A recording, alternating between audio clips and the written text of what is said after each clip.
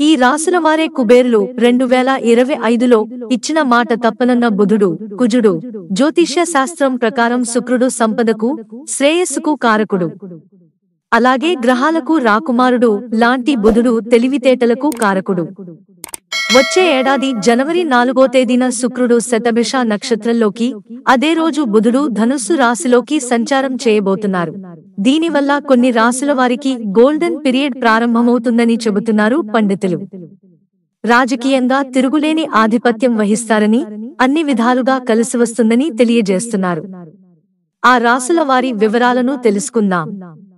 వృశ్చికం ఉద్యోగస్తులకు వేతనం పెరగడంతో పాటు ప్రమోషన్ లభించే అవకాశం ఉంది.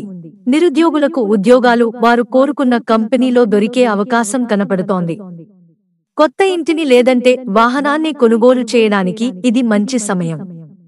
జీవితం సంతోషంగా గడుస్తుంది.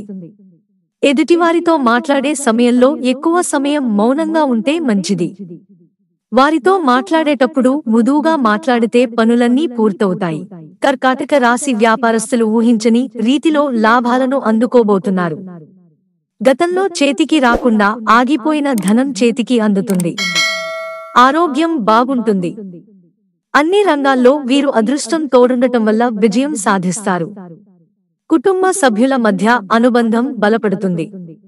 ఆత్మవిశ్వాసంతో అన్ని పనులను పూర్తి చేస్తారు. జీవిత భాగస్వామి సలహాతో చేసే పనుల్లో వీరికి ఖచ్చితంగా విజయం వరిస్తుంది. ధనుస్సు వీరి కెరీర్ కొత్త పుంతలు తొక్కుతుంది.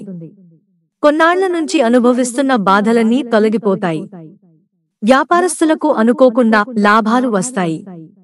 ఆకస్మిక ధనలాభం ఉంది. కెరీర్ పరంగా ఉద్యోగులకు ఉన్న ఒత్తిళ్లు తొలగిపోతాయి. మానసికంగా ప్రశాంతంగా ఉంటారు.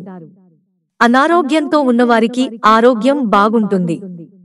భగవంతుడి ఆశీర్వాదం ఉండటంతో ఆధ్యాత్మిక పరమైన కార్యక్రమాల పట్ల ఆసక్తి చూపుతారు.